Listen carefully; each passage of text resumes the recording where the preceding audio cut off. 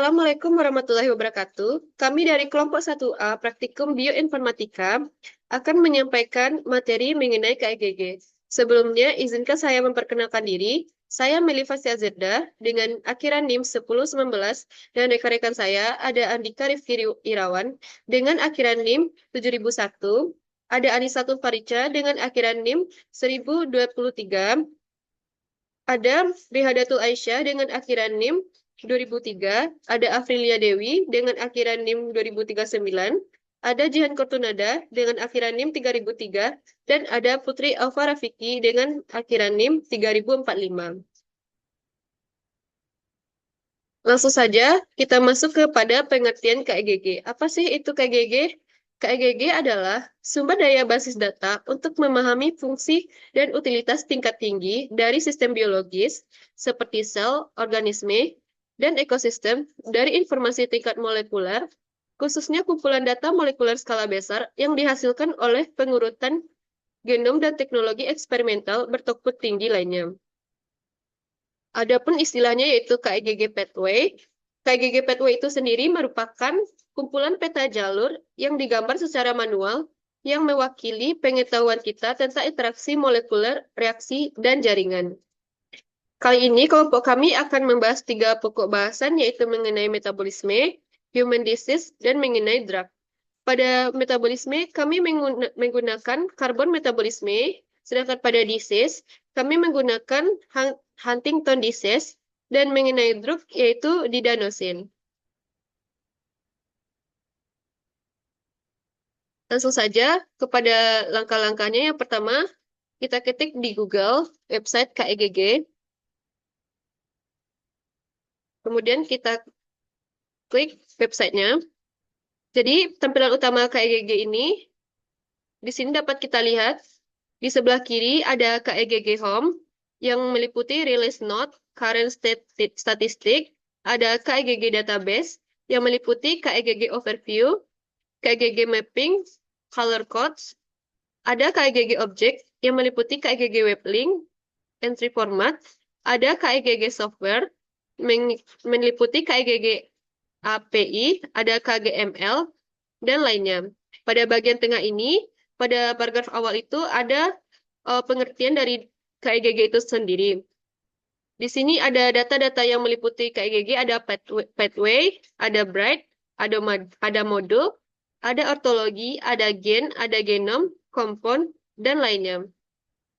Kali ini kita fokus kepada KEGG pathway. Jadi kita klik pada bagian KEGG pathway tersebut. Pada KEGG pathway terdapat 7 relation network. Yang pertama ada metabolisme, yang kedua ada genetic information processing, yang ketiga ada environmental information processing, yang keempat ada cellular process, yang kelima ada organismal system, yang keenam ada human disease, yang ketujuh ada drug development. Pada praktikum, kita fokus kepada bagian metabolisme, human disease, dan drug development. Kita masuk ke pembahasan yang pertama, yaitu mengenai metabolisme. Kita klik pada bagian metabolisme. Kemudian kita cari karbon metabolisme.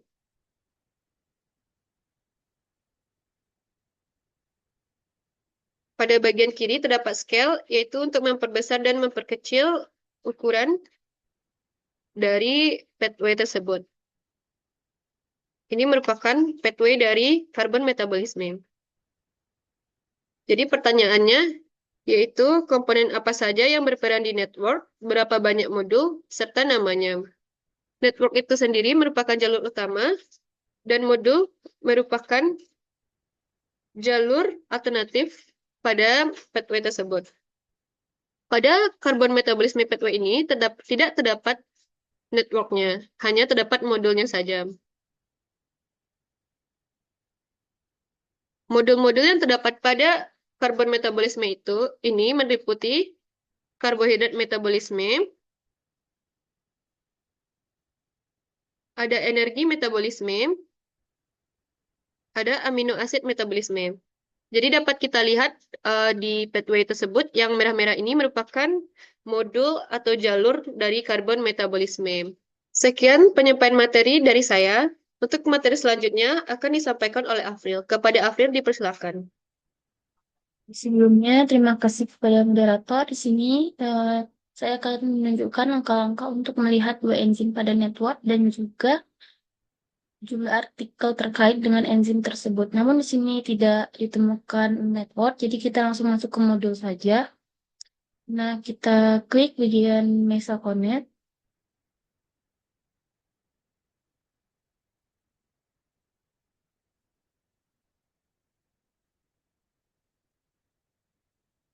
Lalu scroll ke bawah untuk melihat jumlah artikel terkait. Kita bisa melihat ini dan jumlahnya ada dua.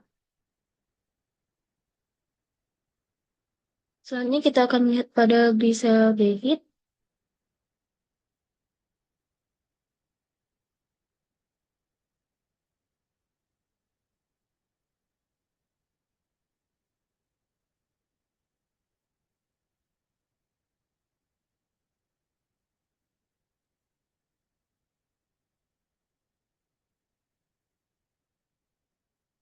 Kita scroll saja ke bawah. Pada glyceraldehyde 3 fosfat ini terdapat 6 jumlah artikel terkait. Mungkin sekian dari saya kembalikan ke moderator. Terima kasih kepada April. Materi selanjutnya akan disampaikan oleh Jihan. Kepada Jihan dipersilakan. Baiklah, terima kasih kepada moderator. Selanjutnya, saya akan melanjutkan pertanyaan yang kedua, di mana dia ditanya jelaskan bright-nya, apa saja gen yang berperan membentuk enzim tersebut, serta reaction produk dan substratnya. Di sini kita menggunakan enzim mesakonet. Kita bisa klik di sini.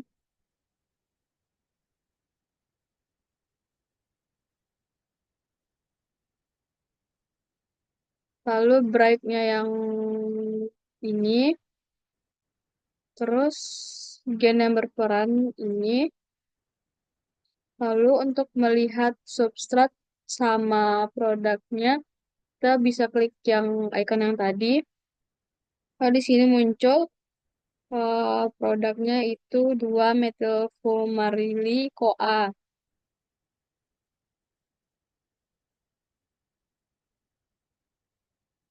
Ini produknya.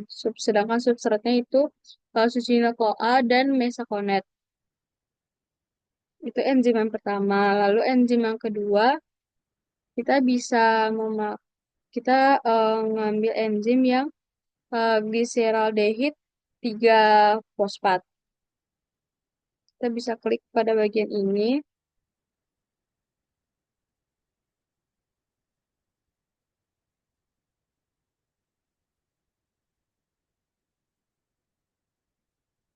Lalu dia ditanya di sini reaction, di mana reaction itu R01061 deglyceraldehyde 3 fosfat. Dan bright-nya ini KEGG ortologi metabolism. Untuk ini merupakan gen yang berperan, ada HSA, PTR, PPS, dan lain sebagainya. Lalu untuk melihat produk dan substrat, kita bisa klik icon yang tadi. Terus di sini substratnya D-glyceraldehyde 3 fosfat dan fosfat dan juga NAD+. Sedangkan untuk produknya itu ada 3 fosfodeglycerol fosfat NADH. Baiklah, mungkin sekian dari saya. Saya kembalikan kepada moderator. Terima kasih kepada Jihan. Materi selanjutnya akan disampaikan oleh Anisatul. Kepada Anisatul dipersilakan. Baiklah, terima kasih pada moderator. Perkenalkan saya Anisatul Farika dengan akhiran NIM 1023. Di sini saya akan menjawab pertanyaan yaitu mencari dua chemical compound yang ada di carbon metabolism, lalu melihat apa saja komponen-komponen di chemical compound tersebut seperti formula, massa, reaction, enzim, dan lain-lainnya. Nah, setelah kita masuk di website KEGG-nya, kita langsung pilih di bagian KEGG Pathway. Lalu di sini ada banyak pilihan yang bisa kita lihat pathway dari proses biologis. kita pilih metabolism, lalu kita pilih bagian ini, carbon metabolism, karena kita akan mencari chemical compound dari carbon metabolism. Nah, akan langsung muncul pathway atau alur kerja dari carbon metabolism ini sendiri, ya, dimana seperti dapat dilihat di sini tuh ada bagian yang bulat seperti ini. Ini merupakan menandai chemical compound dari carbon metabolism. Nih, COB, COM, COM, SS, COB. Nah, kita pilih dua diantaranya. Yang pertama ada COB. Kita klik bagian ini. Nah, di sini akan langsung membuat informasi-informasi dari si COB tadi, chemical compound COB. Nah, nama dari chemical compound tersebut adalah coenzim B atau N7-mercatoheptanoyl tiroin 3 fosfat, N7-mercatoheptanoyl tiroin 03 fosfat, HTP atau COB. Nah, formula dari COB ini sendiri adalah C11H22NO7PS. Nah, COB ini mempunyai massa yaitu 343,0855. Nah, COB sendiri mempunyai struktur yaitu seperti pada gambar ini adalah struktur dari COB tadi. Terus ada reaction yang terjadi dari COB ini. Yang pertama itu ada R045440, R045541, dan lain-lainnya. Ini kita dapat melihat reaction apa yang terjadi di dalam coenzim B ini. Ini kita klik salah satunya.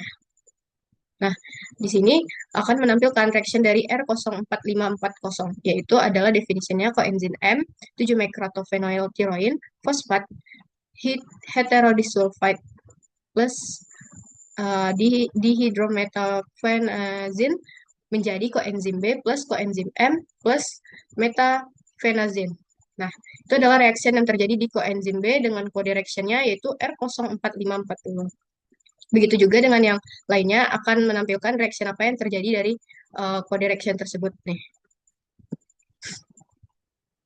Setelah itu kita juga dapat melihat pathway dari chemical compound carbon metabolism ini, yang COB ini pathway-nya itu dia bekerja di metabolism metana, bekerja di jalur metabolis, terus ada di microbial metabolism, metabolis di mikroba lingkungan, terus habis itu ada carbon metabolis, biosintesis cofactor. Nah, terus kita juga bisa lihat enzim-enzim apa yang bekerja di chemical compound ini. Yang pertama itu ada enzim nih 1341 ini, kita bisa klik untuk melihat nama enzimnya.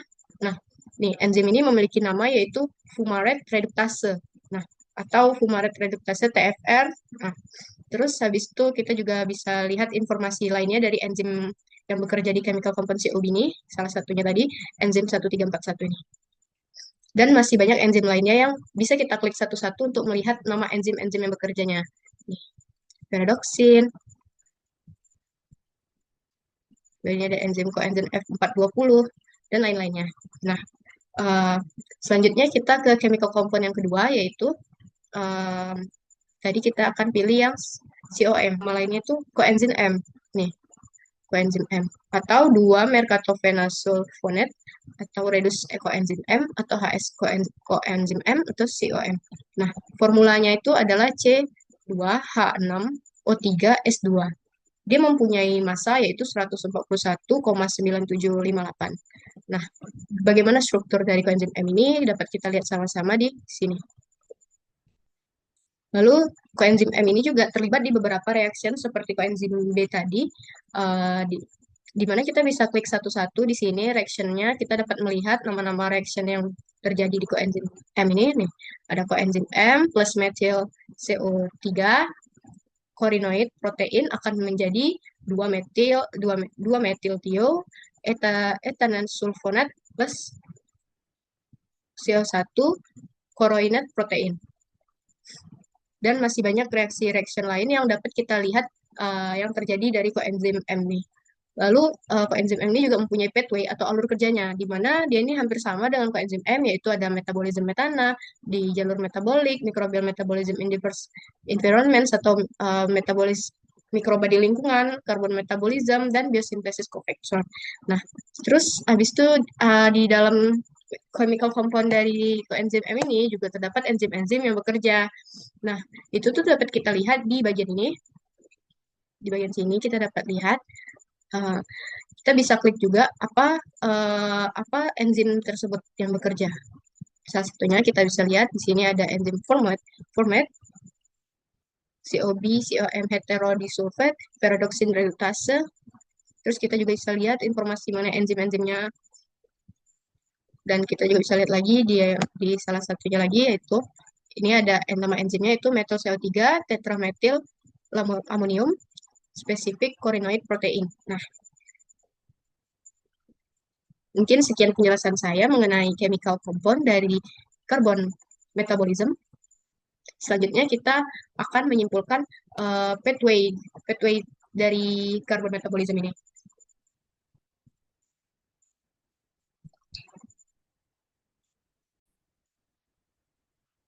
Nah, melalui pathway ini kita tuh dapat menyimpulkan bahwa metabolisme karbon itu adalah proses yang melibatkan berbagai jalur biokimia. Nah, jalur ini tuh mencakup 3 jalur utama, ada glikolisis, jalur pentafosfat, dan siklus sitrat, yang semuanya itu berperan dalam pemanfaatan karbon, seperti namanya kan tadi karbon metabolism. Nah, selain itu terdapat juga 6 jalur fiksasi karbon. Nah, 6 di antara itu ada siklus Kelvin, yaitu pentosa fosfat reduktif yang berlangsung pada tumbuhan dan sianobakteri yang melakukan fotosintesis oksigenik. Terus habis itu ada siklus sitrat reduktif terjadi pada bakteri sulfur hijau dan kemolito autotrof. Terus ada siklus 2,3 hidroksi propionat yang ditemukan pada bakteri hijau fotosintetik non-sulfur. Yang keempat ada siklus hidroksipropionat, hidroksibutirat yang berlangsung pada Crenasseota. Dan yang kelima yaitu siklus dikarboksilat hidroksibutirat. Juga ditemukan pada Crenarchaeota tadi. Terus yang terakhir itu ada jalur asetil CoA reduktif. Terjadi pada bakteri metanogenik. Nah, selain itu jalur metabolisme metana juga terlibat di dalam pathway ini. Baiklah, sekian penyampaian dari saya. Saya kembalikan pada moderator. Terima kasih kepada Anisatu. Materi selanjutnya akan disampaikan oleh Aisyah. Kepada Aisyah dipersilakan. Baiklah, sebelumnya saya ucapkan terima kasih kepada moderator. Sebelumnya perkenalkan, saya Deratul Aisyah dengan akhir NIM 2003. Nah, pada kesempatan kali ini kita akan membahas terkait network pada human disease serta gen-gen apa saja yang terkait dengan penyakit tersebut. Nah, langkah pertama yaitu kita buka website dari Kyoto Encyclopedia of Gene and Genome terlebih dahulu. Lalu akan muncul tab seperti pada layar. Kemudian kita scroll ke bawah dan kita buka human disease. Dan human disease ini ada pada poin nomor 6. Dan pada kesempatan kali ini kita akan membahas tentang neurodegenerative disease, yaitu Huntington disease. Nah, setelah ketemu, lalu kita klik Huntington disease dan akan muncul gambar seperti pada layar. Nah, di sini kita bisa mengubah skala dari pathway-nya. Nah, ini terlihat pathway dari Huntington disease sendiri. Nah, untuk network yang berkaitan dengan Huntington disease ini ada satu, dan dalamnya terdapat 14 network lainnya. Ada mutation cause aberrant HTT to MG GLUR 5. Kemudian ada apoptotic pathway, lalu ada transport of calcium, ada proteasome mediated protein degradation, dan sebagainya. Nah, lalu apa aja ya gen yang terkait dengan Huntington disease ini sendiri? Nah, untuk gennya sendiri itu bisa kita lihat pada bagian pathway itu yang ada di dalam kotak dan dengan tulisan berwarna merah. Kita tinggal klik, lalu terlihat ada nomor entry, simbol, name, organism, pathway, serta network elemen yang berkaitan dengan gene tersebut. Nah, dan untuk pada Huntington disease ini hanya ada satu gen yang terkait. Nah, mungkin sekian saja penjelasan saya. Saya ucapkan terima kasih. Saya kembalikan kepada moderator. Terima kasih kepada Aisyah. Materi selanjutnya akan disampaikan oleh Putri. Pada Putri, dipersilakan. Terima kasih kepada moderator. Baiklah, di sini saya akan menjawab pertanyaan mengenai apa saja onkogen dan tumor supresor yang berperan, terus juga informasi mengenai supresor, bright, bentukan KO, drug target, posisi, bentuk basa nukleotida, dan bentuk basa aminonya dari Huntington disease ini. Nah, yang pertama kita klik dulu Huntington disease ini. Nah, kemudian di sini kita bisa lihat bentukannya. Mungkin di sini saya akan atur ukurannya dulu biar bisa dilihat semua. Nah, di sini teman-teman. Kita kan tadi mau cari informasi mengenai apa namanya onkogen dan juga tumor supresornya kan. Nah, kalau misalnya teman-teman perhatiin di sini di gambar ini tuh, kita tuh nggak bakal nemuin informasi mengenai onkogen dan juga tumor supresornya. Jadi teman-teman, alasan kenapa kita nggak bisa temuin informasi mengenai onkogen dan juga tumor supresornya itu karena penyakit dari Huntington atau Huntington disease ini itu dia itu bukan bagian dari penyakit atau tidak berkaitan dengan kanker dan tumor, maka itu di sini tuh nggak tersedia gitu informasi mengenai onkogen dan juga tumor supresornya gitu kan. Nah, untuk pertanyaan selanjutnya yang mengenai informasi bright, KO, posisi, asam nukleotida dan asam aminonya, kita nggak bisa cari, kita nggak bisa lihat, karena kan di Huntington ini tuh kan nggak ada informasi tentang onkogen sama supresornya kan. Jadi makanya kita nggak bisa lihat tentang informasi berat dan posisi dan lain-lainnya juga gitu. Cuman kalau misalnya teman-teman mungkin cari informasi mengenai yang berkaitan sama kanker dan tumor, itu akan bisa ditemuin informasi tentang onkogen dan juga tumor supresornya. Karena kebetulan yang kita cari hari ini tuh nggak ada kaitannya dengan kanker dan tumor, jadi makanya di sini nggak ada onkogen dan juga tumor supresornya. Mungkin segitu dari saya kembalikan ke moderator. Terima kasih. Terima kasih kepada Putri. Materi selanjutnya akan disampaikan oleh Udadika. Kepada Udadika, dipersilakan. Oke, baik, terima kasih moderator. Untuk penyampaian berikutnya adalah penyampaian mengenai drug atau obat. Dan pada kali ini kelompok kami itu kebagian obat didanosin. Nah, langsung kita pada halaman drug development. Jika kita mencari langsung obat didanosin pada halaman ini, kita akan kesulitan atau mungkin tidak akan menemukannya. Jadi kita perlu terlebih dahulu mengetahui apa itu obat didanosin. Nah, obat didanosin itu adalah agen dari anti HIV. Jadi untuk melihatnya kita perlu mengklik pada bagian ini. Nah, kemudian pada halaman ini kita akan melihat obat-obat dari agen anti HIV, ada zidofudin, kemudian ada didanosin, obat yang sedang kita cari. Nah, kita klik pada bagian ini. Nah, setelah kita klik, kita akan dapat melihat nama, formula, dan keterangan lain dari obat ini. Nah, untuk nama obatnya adalah didanosin. Kemudian untuk formulanya adalah C10H12N403. Dan untuk Exatmusnya ada 236.0909. Dan untuk struktur dari obat ini seperti gambar yang ditampilkan ini. Nah, kemudian lanjut pada kelasnya adalah antiviral. itu bekerja pada nukleosid reserve transkriptase inhibitor atau NRTI. Kemudian dia sebagai anti HIV agen, anti reserve transkriptase inhibitor tadi. Kemudian untuk efikasi DCS itu sama sebagai antiviral reserve transcription inhibitor di HIV infection. Untuk targetnya